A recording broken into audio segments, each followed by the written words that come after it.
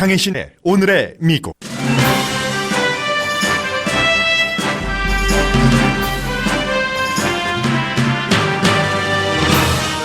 김정은 위원장의 신년사를 시간이 지나면서 미국에서는 미국이 경제 제재를 풀지 않으면 다시 핵 대치로 갈 수 있다는 뜻으로 해석합니다. 뉴욕타임즈 전문 기자는 북한 핵 문제가 트럼프 대통령이 취임했을 때의 위치로 돌아갔다고 해석했습니다. 트럼프 대통령이 연방 폐쇄를 풀기 위한 브리핑에 공화 민주 정치인들을 초대했습니다. 브리핑은 대화나 협상과는 달라 효과가 있을지 의문입니다. 밋 럼니 전 공화당 대선 후보가 트럼프 대통령이 국내외에서 실패하고 있다면서 그의 실책에 맞설 것이라고 밝혔습니다. 내일 상원 의원으로 선서할 롬니의 이 같은 지적은 차기 대선 주자가 되겠다는 신호일 수도 있지만 공화당에서의 대통령에 대한 반란의 시작이기도 합니다. 트럼프 대통령은 롬니 상원 의원이 가짜가 아니길 바란다면서 팀 플레이어를 하면서 자신처럼 이기라고 트윗했습니다. 대선 탐사위원회를 만든 엘리자베스 워렌 상원 의원에 이어 조 바이든 전 부통령도 민주당 대선 후보로 출마할지를 심각하게 고려 중입니다. 2019년 주식시장에 대해서는 조심스럽게 낙관하는 전문가도 많습니다. 다만 잘못될 위험 요소가 많습니다. 미국은 이번 주 중국과 무역 협상을 시작합니다. 중국의 강경한 협상 대표의 최대 목표는 중국이 아니라 트럼프 대통령입니다. 대통령이 미국 주식시장을 안정시키려고 알맹이 없는 협상에 동의한 뒤 승리 선언을 하지 못하게 막는 것, 그것이 대표의 목표로 보도됩니다. 넷플릭스가 사우디아라비아의 불만에 따라 사우디 왕가를 비난하는 내용의 코미디를 내렸습니다.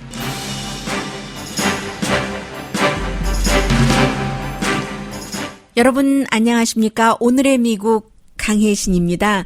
새해 복 많이 받으십시오. 인사를 세 번째 드립니다. 12월 31일, 1월 1일 어제, 그리고 오늘 31일부터 오늘까지는 오늘 처음 일을 시작하시는 분들이 상당히 많으실 것 같습니다.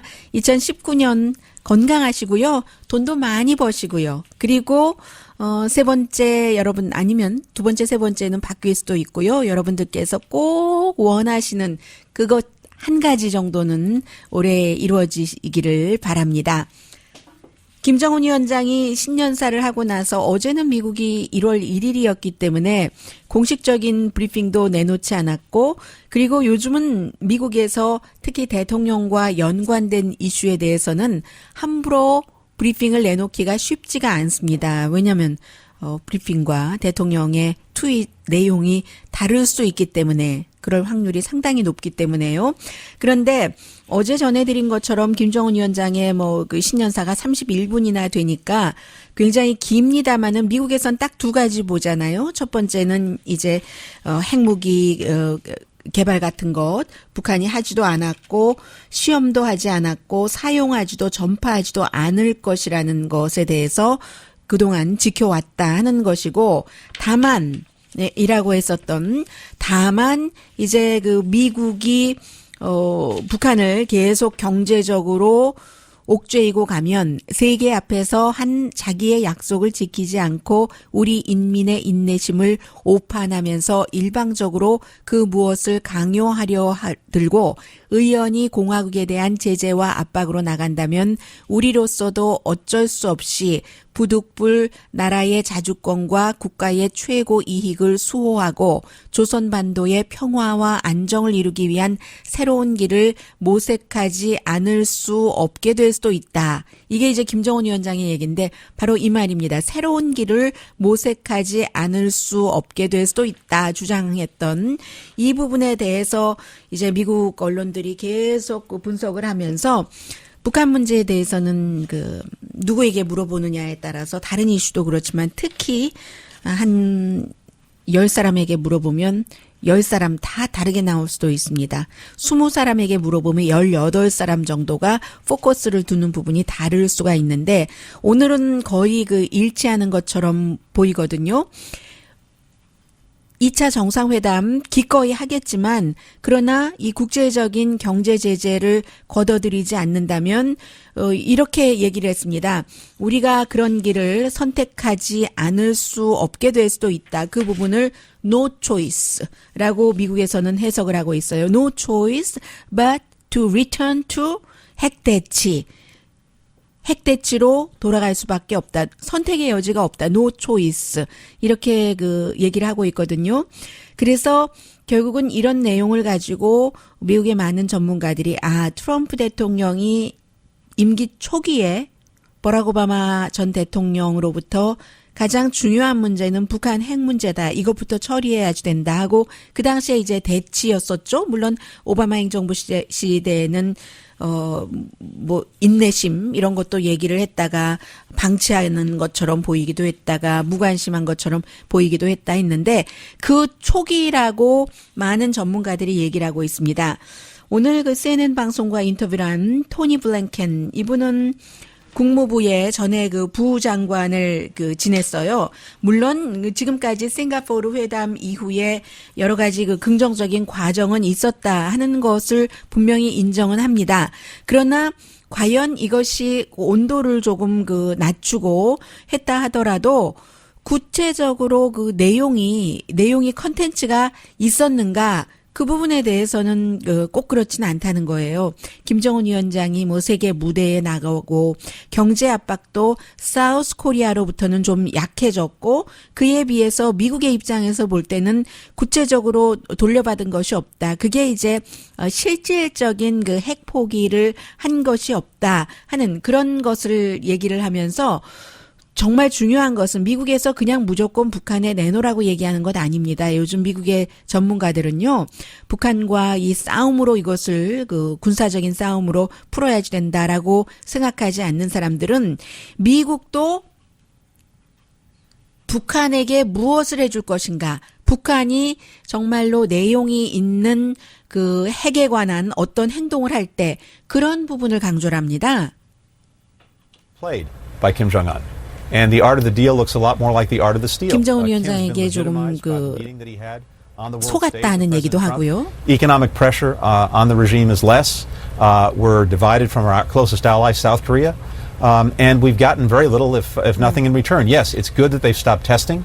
But at the same time, their program has continued to move forward. They continue to enrich. They have not removed a single nuclear weapon. So the problem is this. There's just a lot of hard work to be done.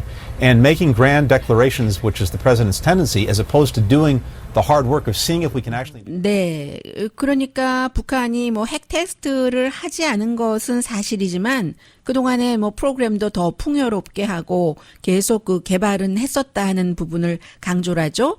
그리고 이제 CNN의 파피라는 앵커가 물어봤어요. 이 전문가에게 이란과 다르지 않는가? 이란은 핵을 개발하는 단계였고 지금 북한은 20개에서 60개까지 핵무기가 있다고 하는데 말과 톤은 다운된 그 자체가 상당히 성과라고는 하지만 정말 진정으로 원한다면 실무적인 미국 내부에서도 그렇고 중국을 포함해서 외부적인 이런 구체적인 것을 해야지 되는데 미국 행정부가 그 같은 디테일에 준비가 안 돼 있다고 경고를 합니다. What we're prepared to give once we get something from North Korea, organizing our allies, and then getting the North Koreans to take the first step, which is basically declaring everything they have, which they haven't done to date.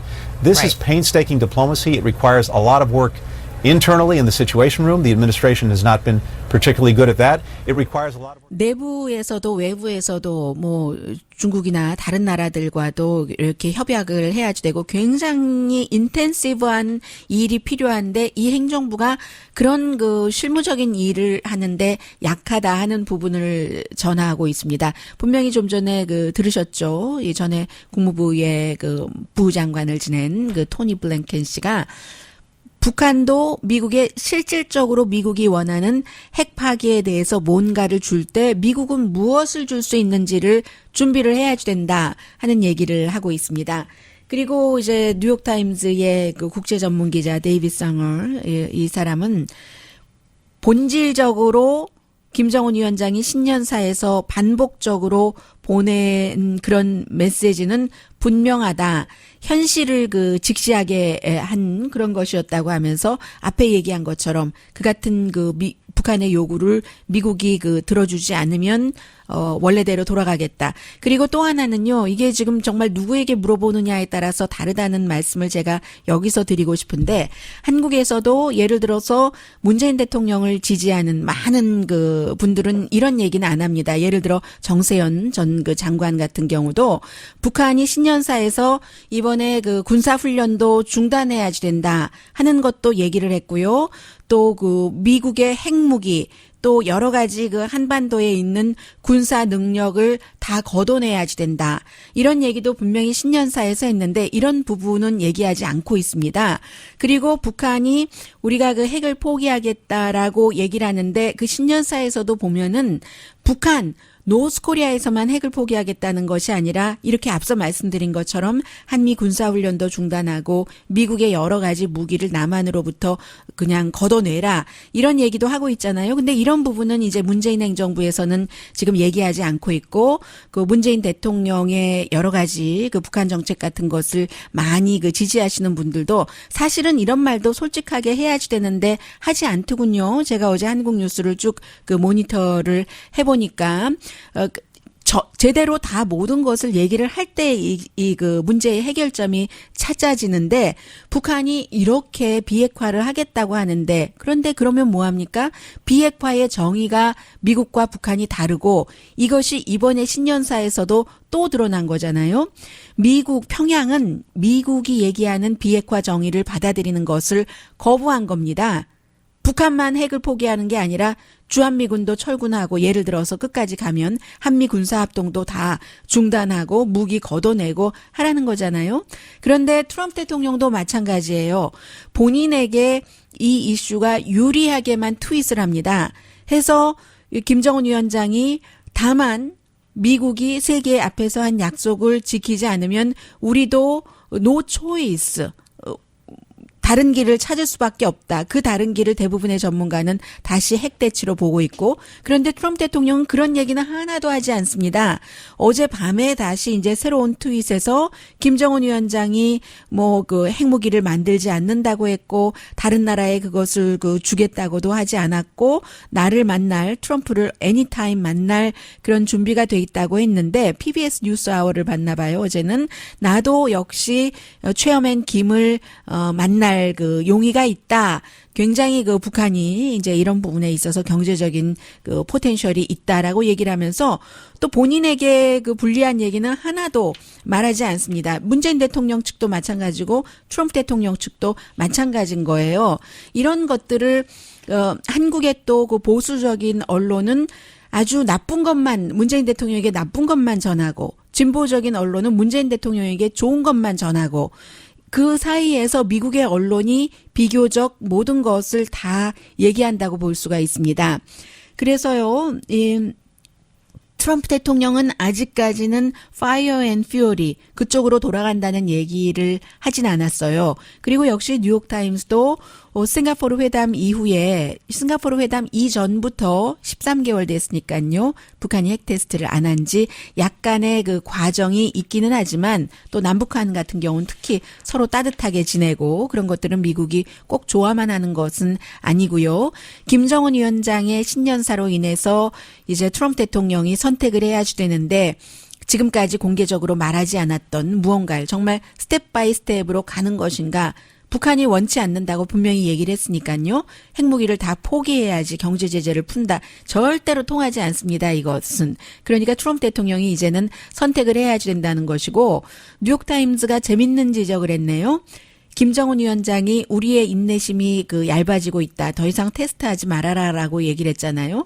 그런데 인내심이 줄어들고 있다는 것은 미국이 그동안 북한에 대해서 계속 해왔었던 협상 전술이잖아요. 그것을 지금 북한이 쓰고 있고 어제 신년사 할 때의 태도도 낮은 소파에 앉아서 정말 책들이 꽉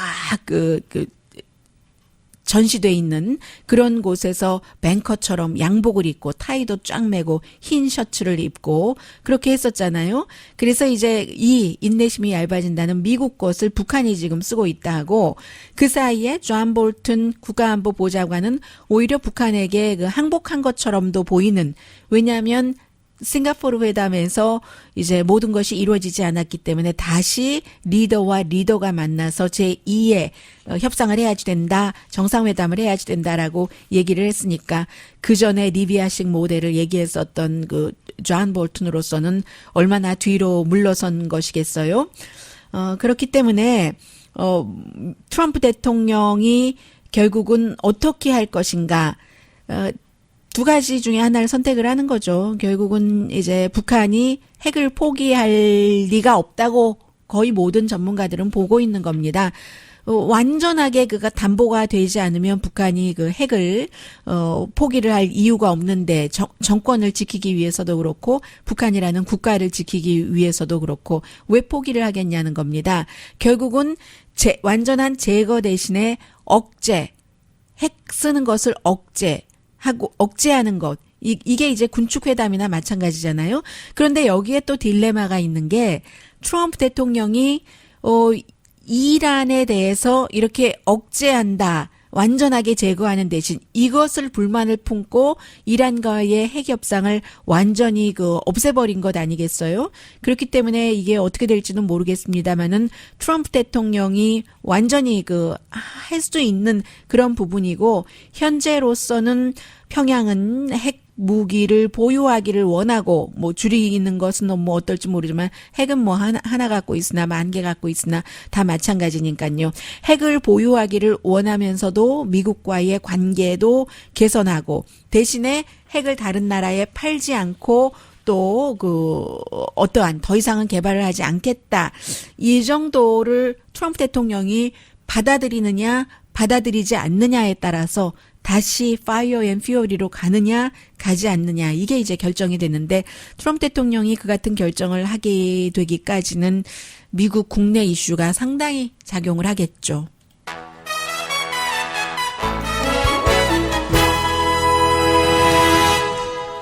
그 국내 이슈를 잠시 뒤에 전해드리겠습니다. 라디오 서울 방송 오늘의 미국 듣고 계십니다. 오늘 백악관으로 대통령이 어제 초대를 해서 오늘 올 사람 얘기해 주세요 해서 갈 사람 다 명단 제출했다고 하는데 브리핑을 한답니다. 어떤 브리핑이냐면 연방정부가 폐쇄된 데에 대한 브리핑이라고 하는데 브리핑은 대화를 하는 게 아니잖아요. 쌍방이 아니고 한쪽에서 한쪽으로 알려주는 거죠. 그러니까 대화도 아니고 협상도 아니고 해서 대통령이 무슨 브리핑을 한다는 건가 했더니 대통령이 주제를 하기는 하지만 국토안보부에서 국토안보에 관한 브리핑을 아무튼 전문가가 하겠죠. 그래서 왜 이 멕시코 장벽이 필요한가? 그러니까 예산안에 이 장벽 짓는 50억 달러 넣어달라 그런 정도가 아닌가 싶은데 협상하는 것도 아니고 대화하는 것도 아니고 협상하고 대화할 때도 깨져서 연방정부가 문을 닫았는데 오늘 브리핑을 한다고 연방정부 폐쇄가 끝난다고 보기는 힘들고요. 사실은 지난 연말에 시작이 됐기 때문에 지금 거의 2주일이 돼갑니다만 열흘은 됐네요. 열흘 넘었나요? 됩니다만은 연휴였기 때문에 큰 불편함이라든가 변화 같은 것을 잘 못 느꼈는데 이제 오늘부터 사람들이 느끼겠죠. 그리고 연방정부 공무원들이 수십만 명이 일은 하는데 봉급을 받지 못하니까 또 그 사람들 가운데서 공무원들 돈 많이 번다 이렇게 얘기들을 하지만 은퇴연금이 있는 것이고 또 공무원에 따라서 다르기 때문에 돈을 안 받고 일을 하면은 어떻게 됩니까? 페이먼트 못하고 하니까 불만이 많아져서 고소도 했다고 하던데요. 연방정부 공무원들이. 그리고는 중요한 것이 대통령이 가만히 있을 리가 없죠.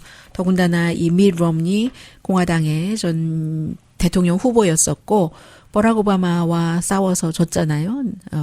미국 사람들 얼만큼은 세금도 내지 않고 본인은 마치 그런 사람을 위한 대통령이 되려고 나온 게 아니라는 듯한 실언을 했기 때문에 그때 이제 확 미끄러졌었고 했고 하는데 미 럼니가 올림픽 유치해서 유명해졌잖아요. 이제 솔트레이크에서 유타의 상원 의원으로 나갔는데 더군다나 처음에 그 트럼프 대통령을 지지하지 않았었어요. 그러나 그가 대통령이 된 뒤에는 미국의 대통령이니까 이제 또 본인도 뭐 국무장관 좀 해보나 하고 트럼프에게 가서 인터뷰도 하고 했는데 결국은 안 됐어요. 렉스 틸러슨이 됐고 그러나 서로 가파른 그런 그 말에 주고받은 같은 것이 있었고 그 뒤에 유타에서 이제 공화당이 이기길 원했기 때문에 트럼프 대통령이 지난번 그 중간 선거에서 상원 선거에서 미 럼니의 손을 들어줬거든요. 그런데 미 럼니가 내일 선서를 합니다. 뭐 내일 연방 그 의회도 다 선서하고 하잖아요. 선서하기 전에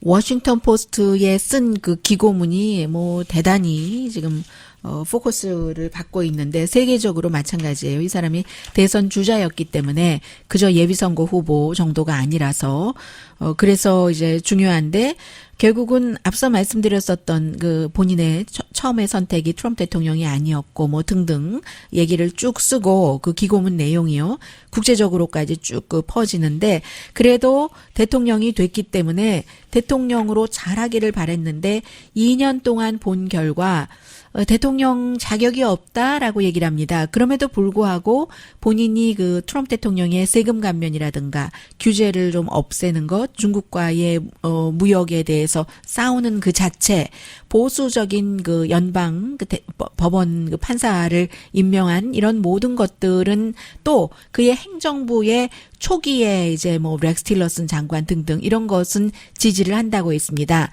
그런데 그 품성, 품격, 성품, 인격의 퀄리티가 너무 대통령이 아니기 때문에 미국을 분열시키고 세계에도 너무 그 혼란을 줘서 세계 사람들이 그 오바마 임기 말기와 지금 트럼프 임기 때에 미국의 대통령이 이제 세계 지도자로서 적합한가 이런 부분에 대한 점수가 68점이나 깎였다 하는 것을 얘기를 하고 있습니다.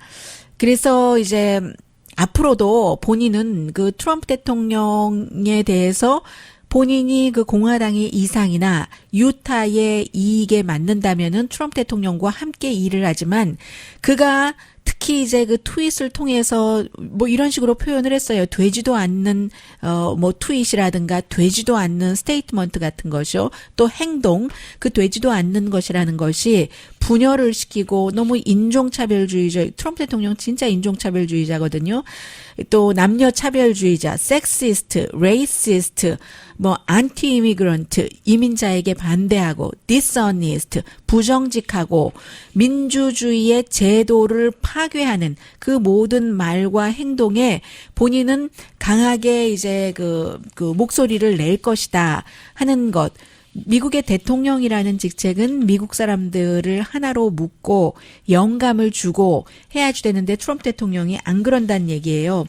초기에 이제 렉스 틸러슨뿐만이 아니라 뭐 제프 세션스라든가 니키 헤일리 유엔 대사, 게리 콘 경제자문이요, HR 맥메스터 국가안보보좌관, 존 켈리 비서실장, 제임스 마티스 다 지지했는데 다 나갔잖아요. 나갔거나 해고됐거나 거의 뭐 해고된 거죠.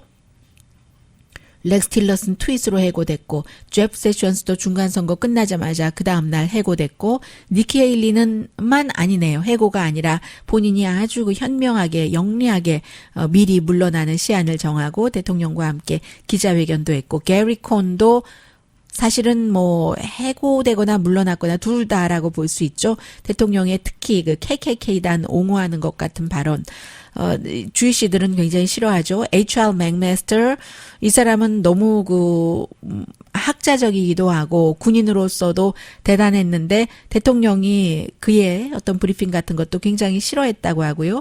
존 켈리 비서실장도 나가면서 대통령에 대해서 이제 특히 이민 정책에 대해서 비난을 했죠. 제임스 마티스도 이제 그런 식으로 됐고 이런 모든 사람들을 미 럼니는 제대로 된 그 임명자라고 생각했는데 이젠 그런 것도 없다라고 얘기를 합니다.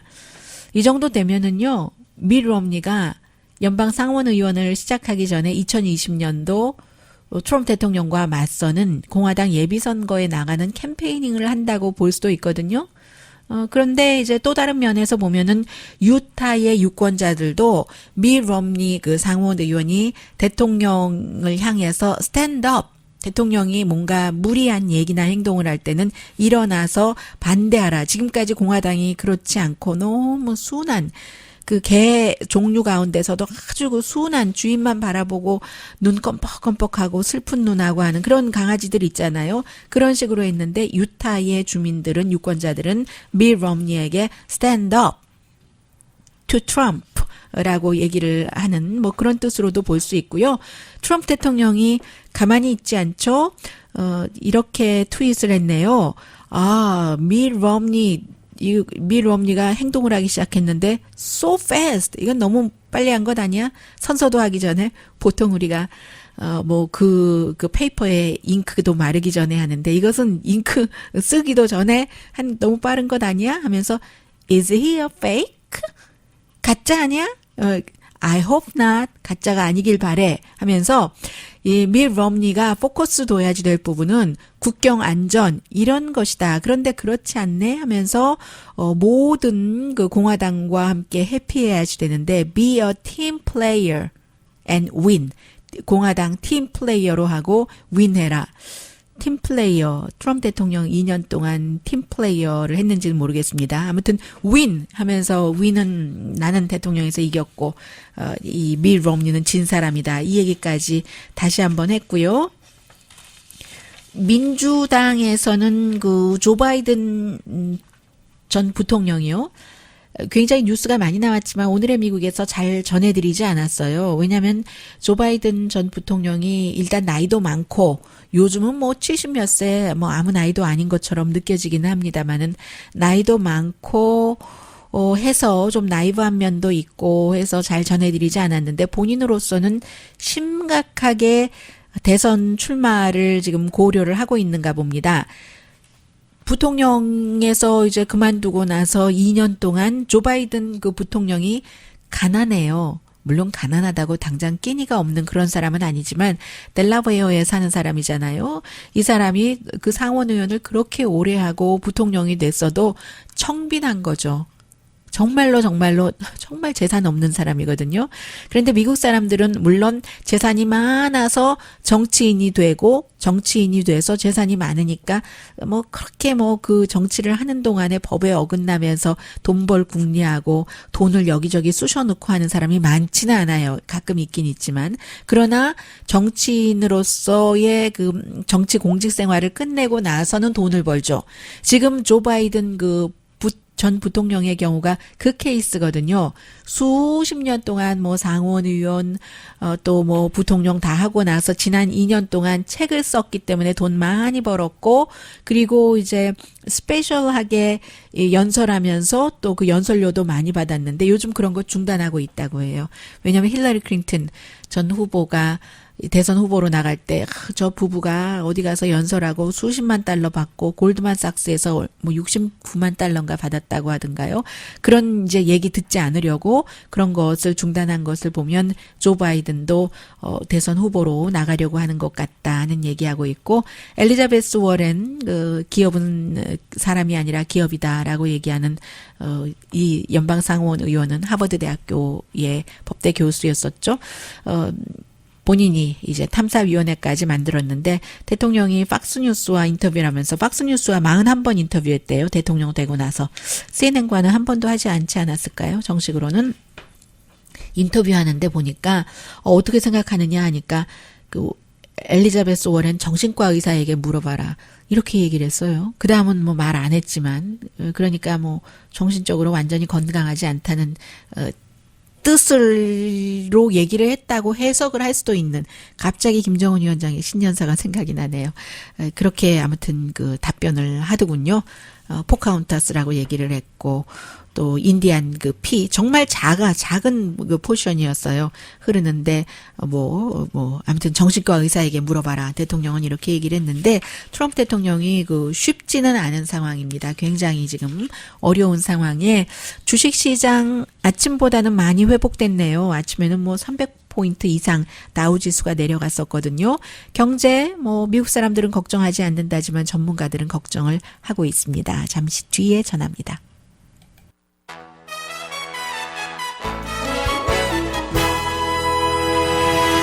라디오 서울 방송 오늘의 미국 듣고 계십니다. 네, S&P 500가 2018년도에 14.5% 아주 높은 최정점이었을 때보다는 마이너스가 난 채로 끝났거든요. 보통 이제 베어 마켓에 들어간다 하면은 정점에서 20% 떨어지는 것으로 보잖아요. 그래서 간신히 지난 연말에 이제 간신히는 아니네요. 베어 마켓은 피했는데 굉장히 지금 주식시장에선 트럼프 대통령 트위터 같은 것을 걱정을 한다고 하거든요. 이자율이나 무역이나 다 걱정이기는 합니다만은 오늘 현재 조금 이따 알려드리고요. 여러 가지 아직까지 일부에서는 조심스럽지만 2019년을 낙관을 하는 투자가도 있기는 있습니다. 그런데 요소가 너무 많이 불안 요소가 있다는 거죠. 전반적으로는 S&P 500가 요즘은 다우보다는 너무 숫자가 작기 때문에 S&P 500를 기준으로 하는데 6.2%가 내려갔군요. 경제가 괜찮기는 해요. 그런데 아주 괜찮지는 않고요. 이제 이자율이 올라가면은 돈을 빌릴 때 그게 이제 고통이 되니까 그러니까는 이제 이자율 올라가는 것도 문제가 되고 또 하나는 세금 감면 효과가 끝났다 하는 것. 사실은 기업에 세금 감면을 해줌으로 인해서 많은 돈을 기업이 재투자한다고 행정부에서는 대통령은 얘기를 해왔습니다. 그래서 35% 법인세를 21%로 낮췄는데 나중에 보니까 본인들 주식이나 사고 투자를 별로 안 했어요. 주식을 너무 자사 주식을 많이 샀기 때문에 주식값 내려갈 때 또 손해를 봤다고도 하고요. 국제적으로 이미 경제가 굉장히 슬로우되고 있는데 이 사이에 트럼프 대통령이 이런저런 트윗을 많이 하잖아요. 어떤 때는 나는 관세맨이다 해서 주식시장 확 내려가고 그런가 하면은 경제에 있어서 유일한 문제는 연방준비제도야 라고 얘기를 하면은 또 주식시장 확 내려가고 해서 사람들이 대통령의 트윗 때문에 주식시장이 출렁인다 하는 얘기들을 상당히 많이 하고 있고요. 그리고 유럽에서는 영국이 별다른 합의 없이 유럽연합에서 나오면 3월 29일 몇십 %로 봤었죠. 이코노미스트가. 그렇게 될 경우 이제 또 그쪽이 흔들리게 되고 인도를 빼고는 지금 중국도 성장은 하되 성장폭이 굉장히 낮잖아요. 또 다른 것은 테크놀로지 주식. 테크놀로지는 굉장히 회사에 따라서 좀 특별한 도전들을 받고 있는데 애플 같은 경우는 중국과 무역 협상이 어떻게 되느냐도 굉장히 영향을 받게 되고 페이스북의 경우는 사생활 보호 이런 부분에서 영향을 받을 수밖에 없고요. 그리고 특히 이제 대선 때에 러시아가 조작을 한 것이 또 페이스북이 거기에 힘을 보태줬고 하는 그런 일들이 많잖아요. 그리고 이미 테크놀로지 자이언트의 주식값들이 너무 많이 올랐다. 너무 많이 올랐기 때문에 내려가는 것이다. 이렇게 보는 전문가들도 있습니다.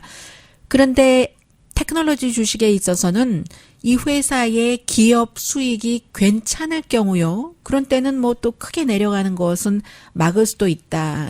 전문가들 또 그렇게도 보고 있거든요. 현재 많이 회복됐네요. 다우지수 30포인트 마이너스고 좀 전에 보니까 나스닥은 15% 그린 색깔이네요. 플러스가 됐고 S&P 500는 1.16포인트 마이너스를 기록하고 있습니다.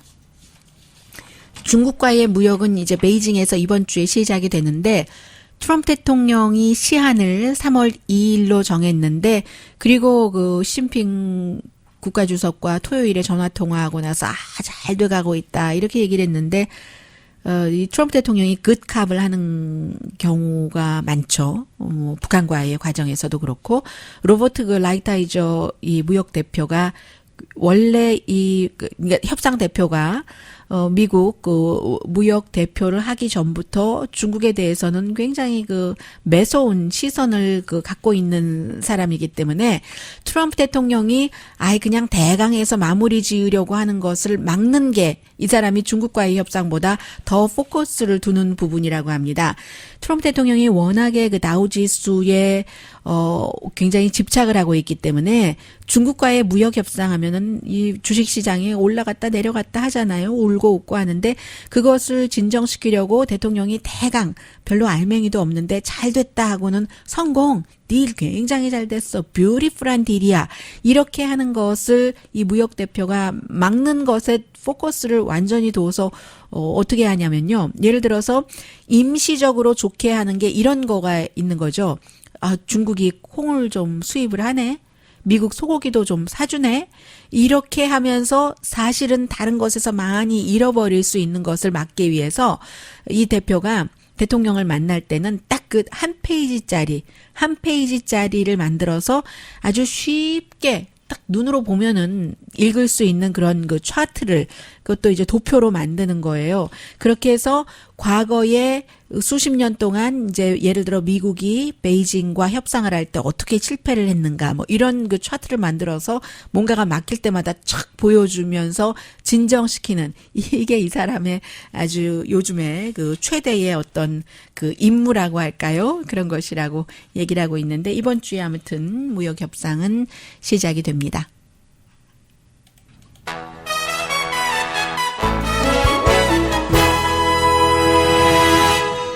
라디오 서울 방송 오늘의 미국 듣고 계십니다. 러시아가 미국 사람을 스파이 혐의로 지금 체포를 했는데요. 그 스파이 혐의로 체포된 사람이 48살의 미시건주에 살고 있는 사람인데 미시건주의 자동차 부품 업체의 어떤 안보 같은 것을 책임지는 책임자랍니다. 이분이 모스크바에 간 것은 이제 또 다른 원래 해병대 출신이라고 하던가요? 해군 출신이라고 하던가요? 아무튼 군 출신입니다. 해병대 출신으로 들은 것 같은데요. 그래서 다른 군 출신의 결혼식에 참석하려고 했는데 결혼식에는 참석도 못하고 러시아에서 체포가 된 것이에요. 스파이 혐의라고 해서 가족들이 아니다라고 얘기를 하고 있는데 이게 이제 여러분들 기억하세요? 러시아의 여성 마리아 부티나라는 사람이 미국에서 지금 유죄를 인정을 했죠. 러시아 스파이를 하려고 누구를 리크루트를 하려고 했다던가 본인이 미국 사람에게 러시아를 위해서 좋은 정책을 만들도록 어떤 활동을 했다. 전국 총기협회 등등을 활용을 해서 그리고 애인도 공화당의 아주 유명한 사람이고요. 그래서 이제 이 여성이 유죄를 인정하고 2주일 뒤에 이런 일이 있는데 러시아가 뭐 중국이나 북한과 비슷한 면이 있는 거죠. 통하는 부분이 있잖아요. 뭔가 외국인을 이렇게 잡을 때는 협상 취입으로 사용하기 위해서 그러는 겁니다. 그러니까 결국 어떻게 보면은 이 대선과도 연관이 있고 러시아 영향력을 미치려고 했다는 이 마리아 부티나라는 여성이 일반인들이 알고 있는 것보다는 좀 더 중요한 인물이 아닌가. 왜냐하면 블라디미르 푸틴의 친구와도 연관이 있고 하거든요. 그래서 좀 시리어스한 것이 아닌가 그런 것을 생각을 해볼 수 있고요. 또 하나는 넷플릭스에서 방영을 하던 프로그램 에피소드 하산 민하이의 코미디 쇼를 내렸거든요. 내린 이유가 사우디아라비아에서 내리라고 요구를 했기 때문입니다. 이 코미디 쇼예요. 아주 시리어스한 다큐멘터리가 아니라 코미디 쇼에서 실제로 사우디아라비아의 왕세자 무하메드 빈 살만을 비난을 하는 내용이 있었다 해서 결국은 법적인 여러 가지 근거 이런 것을 들이대면서 내리라고 하니까 넷플릭스가 할 수 없이 내렸답니다. 새해 첫날 1월 1일부터 저는 어제 복 받았잖아요. 자동차 타이어가 바람에 균형이 맞지 않아서 제가 수선을 했는데 몇 번이나 주유소와 저와 맞지 않아서 3번이나 갔는데도 안 맞았어요. 어제 4번째 이제 며칠에 걸쳐서 다른 주유소에 갔는데 정말 그탄 사마리안 어떤 남성분이 4개를 다 체크업을 해주시는 거예요. 손님인데 그리고 나서 너무 고맙다고 하니까 나의 딸이나 나의 엑스와이프가 당신처럼 누군가의 도움을 받길 원합니다. 라고 얘기하더군요. 강혜신이었습니다.